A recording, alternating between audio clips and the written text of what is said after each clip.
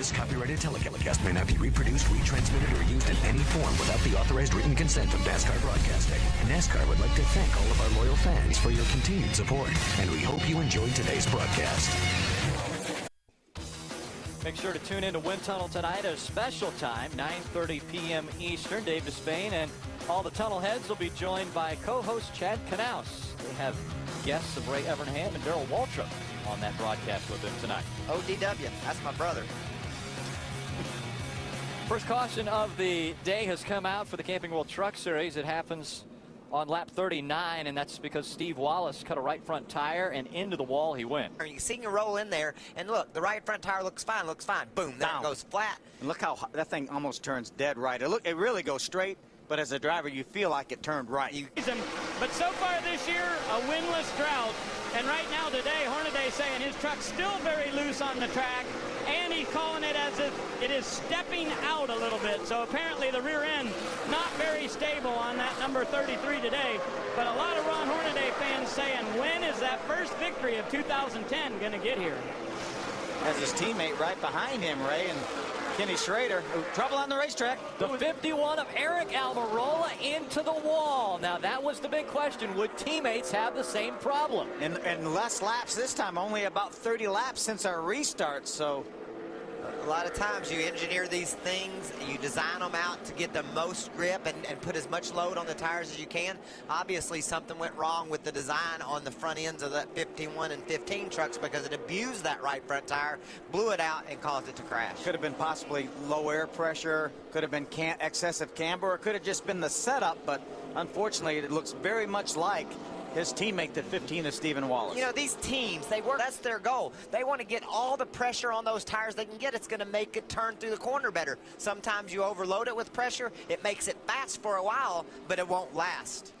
Yeah, Krista, and this is the third place man in the points race.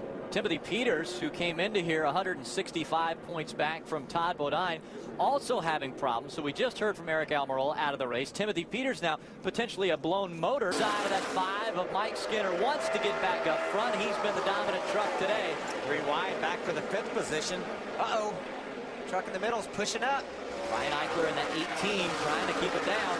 Donnie Lea was in jeopardy there. Bounce off the wall.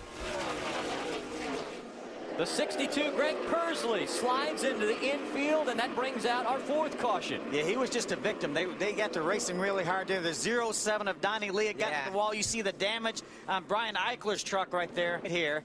Watch now. Watch the 07 of Donnie Lea. There's Todd, the 30.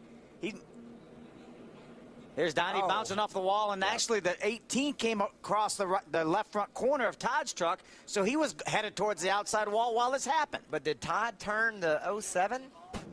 The 33 of Ron Hornaday just went behind the wall into the garage area. He's got all kinds of left side damage, doesn't he? So our top 4 in points, Todd Bodine, Eric Almirola, Timothy Peters, Ron Hornaday, all having problems today. That's going to tighten this points race up. 18 and 30. Might have been a little contact just moments ago on the racetrack. I think the 18 probably brake checked Todd, mad about what happened, and Todd said, don't be doing that to me. But Todd the one who suffered the most damage there. Yeah. Including Austin Dillon pitted back on lap number 106. So, you know, they're going to have around 90 laps. And the caution lights out right now. We'll be able to figure it out. Apparently you called for it. You got it, Phil. Something's happened to Jason White down into turn 3. Jay White in the 23, slow on the racetrack. He bounced off of the wall, and you see the right front down on that race truck. His damage is not the same as... Welcome back to Iowa Speedway. Yes, that is the 6th caution of the day. This one for debris. You got Ricky Carmichael, another top 10 run for him. Greg Pursley back in the 9th spot. Stacy Compton solid. James Busher up to 6th. Justin Lofton, a great run for that truck. Could equal his career best. He got back at Dover. A lot of good stories. We saw Mario Goslin in the top 10. Star racing along with him. Chris Eggleston's taken a rave around, a lucky dog, and parlayed that all into a top 15 run so far. And Brian Eichler's got a couple lucky dogs and ends up with a top 15 run going. And been in a wreck. Big time. Yeah. Austin Dillon trying to make this story all about him this weekend, although his brother tried to steal the limelight last night when he ran in the ARCA Racing Series. To better his younger brother, he's going to have to win the race. Ty started on the pole in the ARCA Racing Series race, finished second. Austin started on the pole, and the only way he can top Ty is to win the thing. Get to victory lane. The last couple of laps, Sauter's closed some ground. He's got that thing down to just a little over a second. We saw that lead up to close to 2 seconds.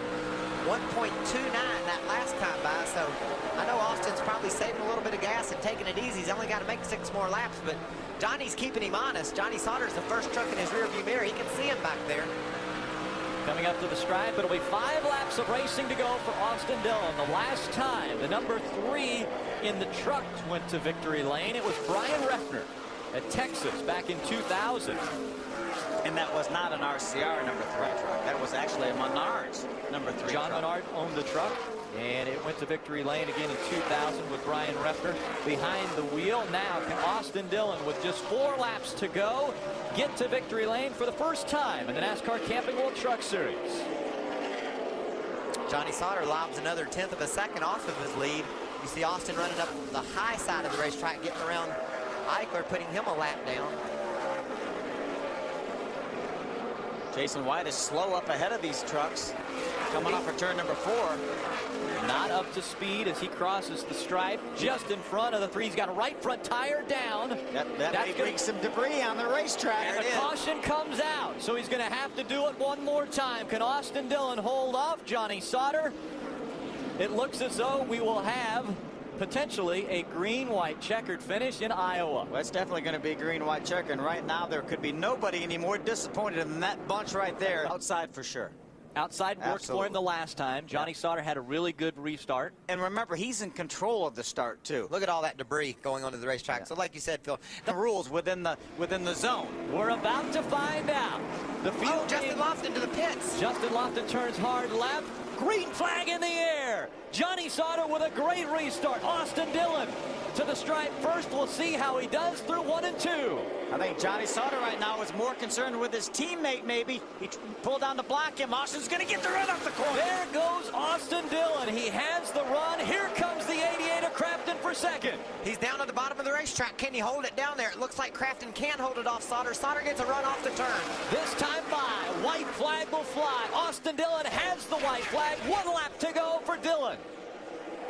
We know the next flag is going to end this thing. And look at Dillon putting distance between himself and second place Johnny Sauter. Austin Dillon looking to become the 2nd youngest driver to find victory lane in the Camping World Truck Series. Coming out of turn number 4, we've got another first-time winner in the Camping World Truck Series. Austin Dillon wins at Iowa. And look at the crowd. They love seeing that black 3 truck take the checkered flag. Great job, Austin. You heard a woo-hoo. You call that. Hell of a job, Austin Dillon. You are the man, buddy. Hell of a job, 3 guys right here. It's all you. I think it was a great call going to the outside on that restart.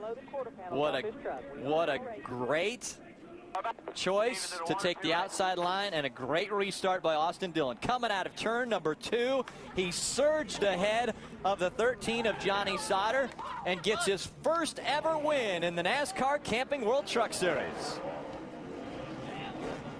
And the good news is they're taking that same truck to Gateway next week. Let the celebration begin for that 20-year-old. Now let's go and hear from the crew chief.